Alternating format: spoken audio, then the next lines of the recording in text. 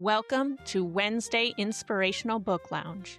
I'm Anna Murby, your host. This season, we're reading Mephibosheth, A Twisted Life of Unexpected Grace and Mercy, the true story of a medically fragile child whose life became a living testimony of God's grace. This book invites us into a story of deep love and brokenness, revealing how God's mercy often shines brightest in the most fragile lives. Enjoy the episode. Mephibosheth, A Twisted Life of Unexpected Grace and Mercy, by Chaplain Aaron. Read by Hubert Carl. Chapter 11. Death Comes Too Soon, and Not One of Them is Forgotten Before God. Luke 12:6b. A Variety of Ailments.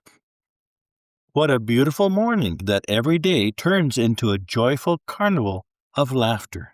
Each child in the house has a flavor of personality and a sound all their own. In fact, anyone visiting on any given morning would get the sense that this house was full of vibrant life and happiness. That is because it is the nature of children early in the morning. These children are no exception. With their gurgles instead of giggles, and their rooting back and forth instead of running, you can see their individuality shining through.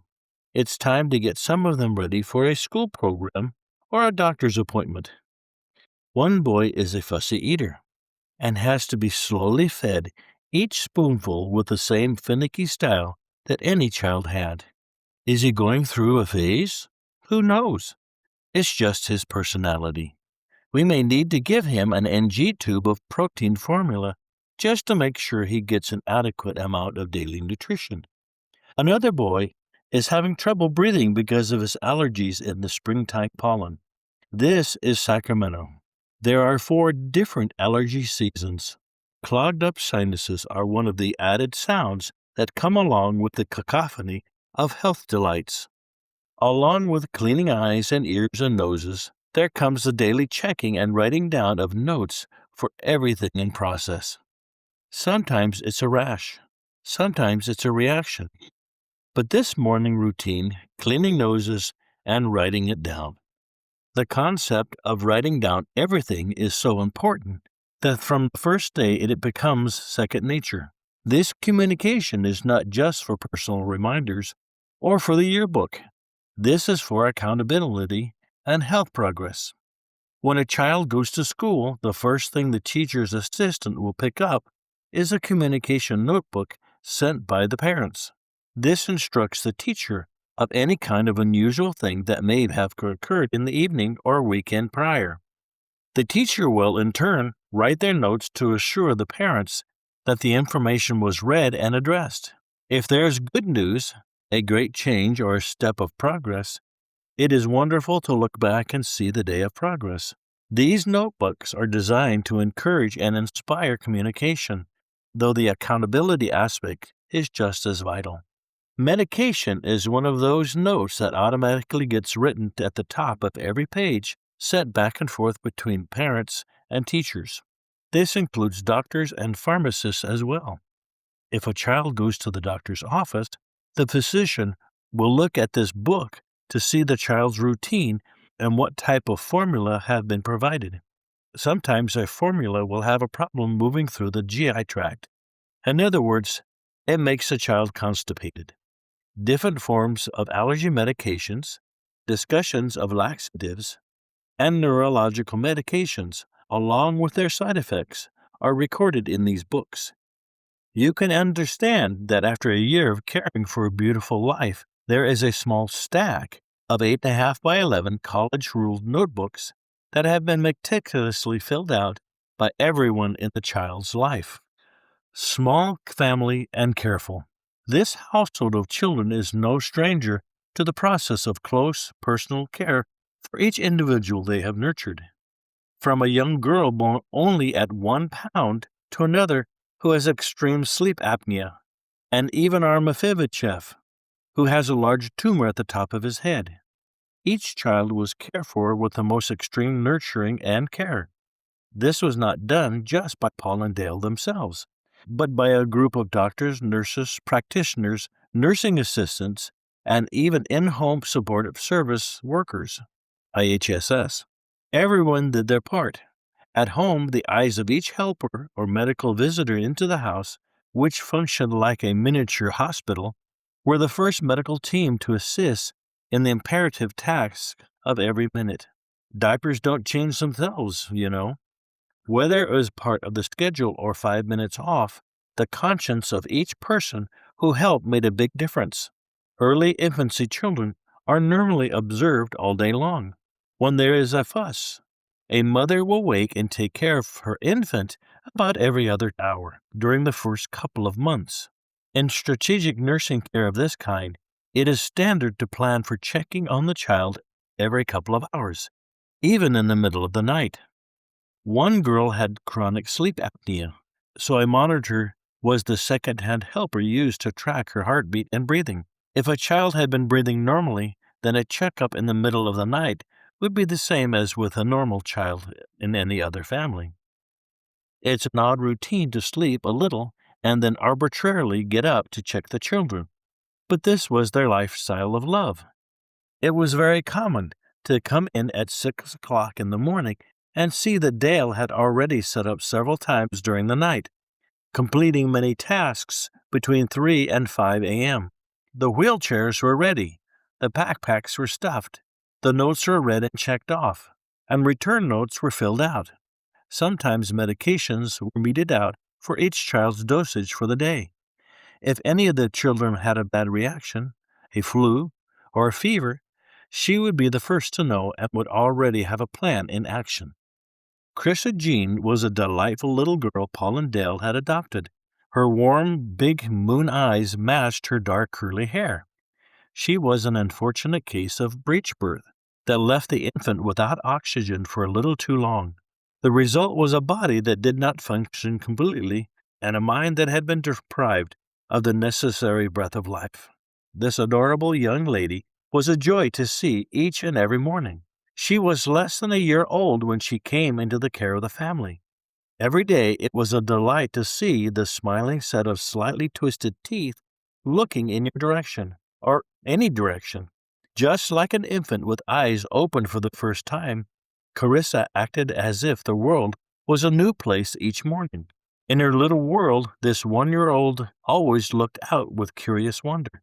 Each person who cared for this sweet soul would be taken in by the same question. I wonder what she's thinking now. Does she understand that I see her every day?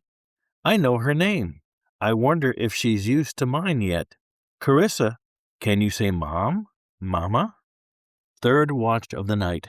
Mephibosheth, Carissa, and our lovely cast of toddlers would finally be getting ready for another beautiful day of adventures. In the evening, they would return for the close of the day out of the big world.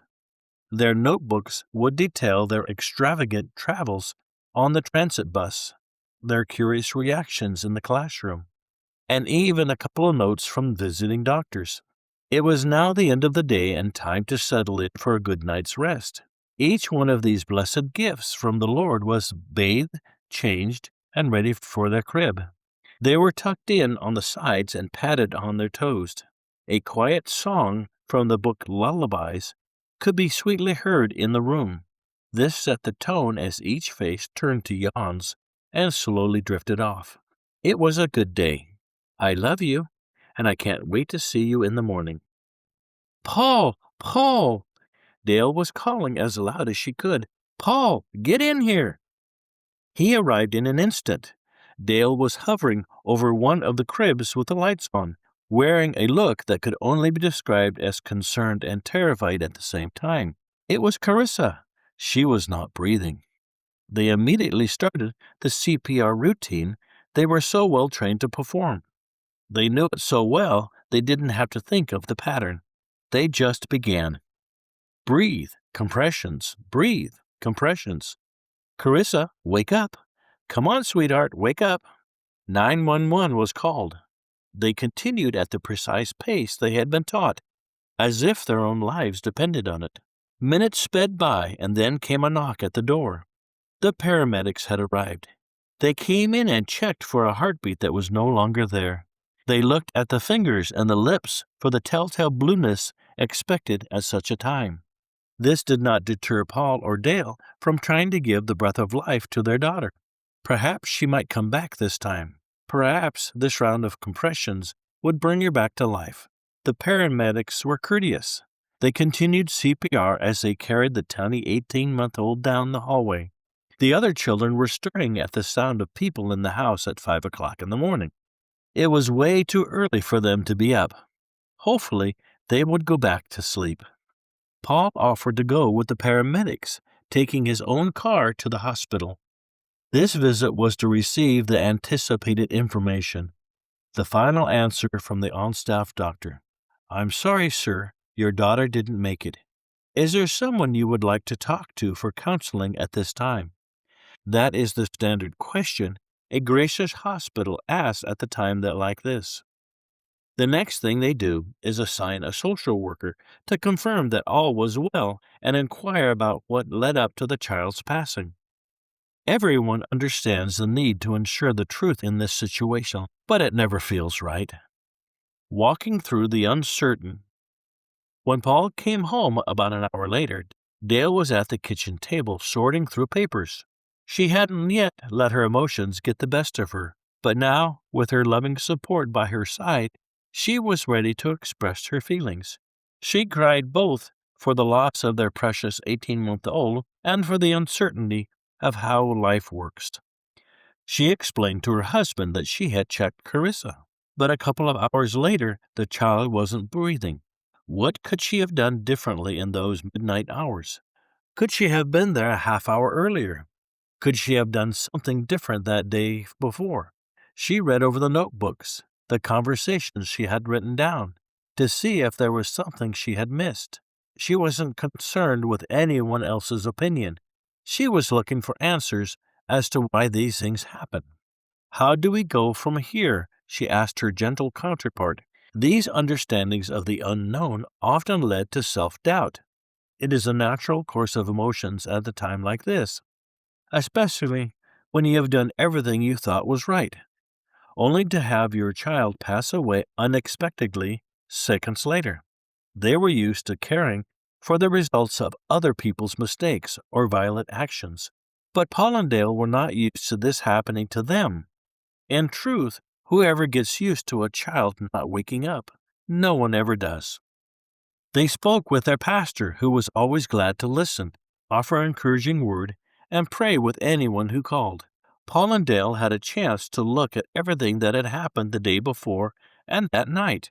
Truly, there was no comfort in the death of a child, but the fact that Carissa's body simply stopped breathing was slightly consoling, if not comforting.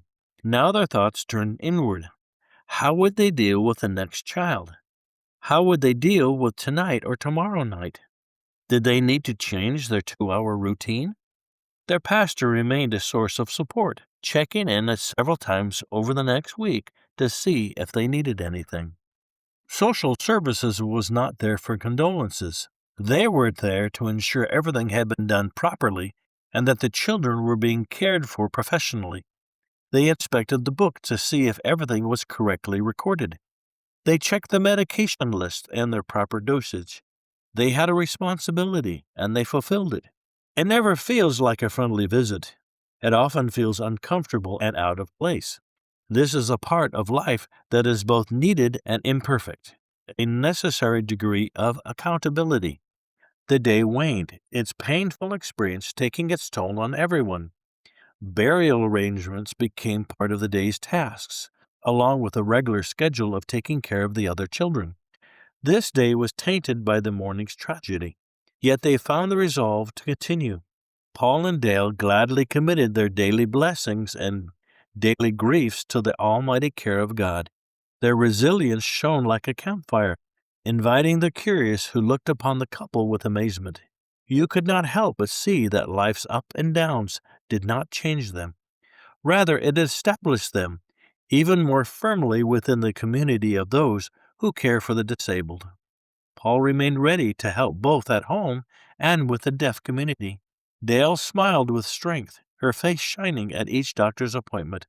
The days continued, and so did the care for the precious lives entrusted to their hearts and arms.